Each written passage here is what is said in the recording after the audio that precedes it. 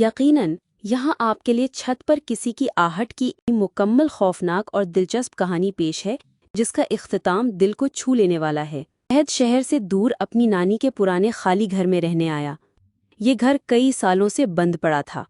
گاؤں والوں کے مطابق وہاں کچھ پراسرار تھا۔ فہد کو ان باتوں پر یقین نہ آیا۔ پہلی رات 12 بجے اچانک چھت سے آہٹ آئی، چپاک چپاک۔ فہد چونک گیا، دل دھڑکنے لگا۔ چھت پر ننگے پیر چلنے کی آواز تھی۔ اس نے سوچا شاید چوہے ہوں گے۔ اگلی رات آواز دوبارہ آئی، اور زیادہ واضح، جیسے کوئی چلتے ہوئے رک کر دروازے کو دیکھ رہا ہو۔ فہد نے دروازہ بند کر کے لحاف اوڑھ لیا۔ نیند میں بھی وہ آوازیں سنائی دیتی رہیں۔ صبح فہد نے صفائی کرتے ہوئے ایک پرانا البم دیکھا۔ اس میں ایک عورت کی تصویر تھی، چہرہ جلا ہوا، پیچھے لکھا تھا رابعہ معاف کر دینا۔ فہد الجھن میں پڑ گیا۔ رات ہوئی، کمرے میں عجیب سردی چھا گئی، ایک ہلکی سی سرگوشی سنائی دی۔ بھوت، فہد تم مجھے کیوں بھول گئے؟ فہد نے لائٹ آن کی مگر کوئی نہ تھا۔ آئینے پر دھوند میں رابعہ لکھا ہوا تھا۔ وہ ڈر کر بستر میں چھپ گیا۔ تیسری رات فہد نے خواب دیکھا۔ ایک لڑکی کو لوگوں نے جلا دیا۔ وہ لڑکی چیخ رہی تھی۔ ایک بوڑھا مرد کہہ رہا تھا، یہی انجام ہے گناہ کا۔ فہد چیخ کر جاگا۔ اسے لگا جیسے وہ لڑکی کچھ کہنا چاہتی ہے۔ اگلی رات فہد نے قرآن پاک کی تلاوت کی، مگر آہٹ رکنے کی بجائے اور زور سے ہونے لگی۔ دروازہ خود کھل گیا۔ چھت سے رسی نیچے گری اور ایک گڑیا لٹکی ہوئی تھی۔ گڑیا کے چہرے پر خون کے دھبے تھے۔ فہد نے دعا شروع کی۔ ایک سایہ چھت سے لٹکا دکھائی دیا۔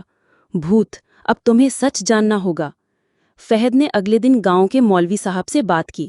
انہوں نے رابعہ کا ذکر سن کر خاموشی اختیار کر لی۔ آخر ایک بزرگ بولا، تمہارے نانا نے رابعہ پر ظلم کیا تھا۔ اسے زندہ جلایا گیا، الزام لگایا گیا۔ فہد کو صدمہ ہوا۔ رابعہ ایک بے گناہ لڑکی تھی۔ فہد نے رابعہ کی قبر ڈھونڈنے کا فیصلہ کیا۔ قبر پر گیا، وہاں جھاڑیاں اگی تھیں۔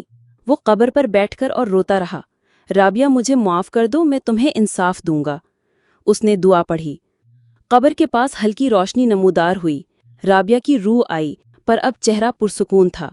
بھوت، بس مجھے تسلیم کر لو، سچ کو سامنے لاؤ۔ فہد نے گاؤں والوں کو سچ بتایا۔ سب حیران تھے، کچھ نادم۔ اس نے رابعہ کی یاد میں قرآن خوانی کروائی، قبر کو صاف کروا کے قطبہ لگوایا، رابعہ کے نام سے سکول بنوایا اور دعا کی، یا اللہ اسے سکون دے۔ اگلی رات فہد سو رہا تھا۔ ایک روشنی کمرے میں آئی۔ رابعہ سفید لباس میں چہرے پر نور لیے کھڑی تھی۔ بھوت، فہد تم نے مجھے آزاد کر دیا۔ وہ آہستہ آہستہ روشنی میں غائب ہو گئی۔ فہد کی آنکھوں سے آنسو بہہ نکلے۔ اگلے دن سے گھر میں سکون آ گیا۔ چھت پر کبھی کوئی آہٹ نہ آئی۔ کمرہ روشن رہنے لگا۔ در و دیوار ہلکے خوشبو سے مہکنے لگے۔ فہد کو ایسا لگا جیسے کوئی دعا دے رہا ہو۔ رابعہ کا خواب روز آتا، وہ پھولوں میں کھیل رہی ہوتی۔ ایک دن فہد نے ایک بچی کو گلی میں دیکھا۔ وہ بالکل رابعہ جیسی تھی مگر زندہ۔ اس نے کہا، شکریہ فہد بھائی۔ فہد حیران رہ گیا۔ شاید روح نے دوبارہ جنم لیا تھا، یا شاید یہ فہد کا خیال تھا۔ لیکن سکون اس کے دل میں اتر چکا تھا۔ وہ اب رات کو بے خوف سوتا۔ گھر مہمانوں سے بھر گیا۔ سب نے کہا، یہ گھر اب پہلے جیسا نہیں۔ فہد نے نانی کی قبر پر بھی دعا کی اور کہا، اب رابعہ کو انصاف مل گیا۔ آسمان پر بادل ہٹے، سورج سفید پروانہ فہد کے کندھے پر آ کر بیٹھا۔ وہ مسکرایا۔ گاؤں والے اب رابعہ کا ذکر احترام سے کرتے۔ فہد کو ایک نئی زندگی ملی۔ وہ اکثر قبر پر جا کر پھول رکھتا اور دعا کرتا، یا رب ہر مظلوم کو انصاف دے۔ وہ اب دوسروں کی مدد کرتا تھا۔ رابعہ کی کہانی سے سبق سیکھ چکا تھا۔ ظلم چھپتا نہیں، سچ ابھرتا ہے۔ روحوں کو انصاف ملے تو وہ آزاد ہو جاتی ہیں۔ فہد کے دل میں سکون تھا۔ رات کو وہ ستارے دیکھتا اور مسکراتا، جیسے کوئی دور سے دعا دے رہا ہو۔ ایک نئی زندگی، ایک پاکیزہ انجام۔ اختتام، ایک روح آزاد، ایک انسان بیدار۔